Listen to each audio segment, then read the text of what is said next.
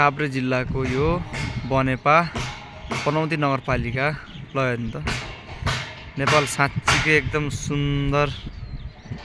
सुन्दर नै ठाउँको यो एकदम यो पनौती बजार हो पनौती नगरपालिकाको यहाँनिर देख्न सक्नुहुन्छ।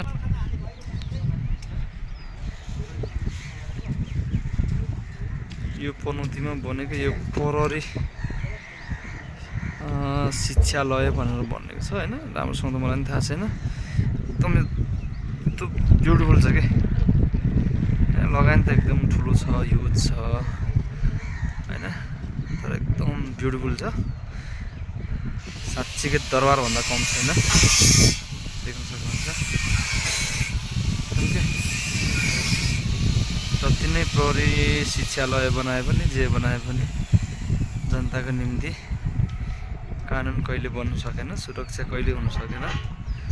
खाली नेताहरूको चाकरी व्यापारीहरूको चाकरी गर्न बाहेक नेपाल प्रहरीले केही गर्न सकेको छैन है।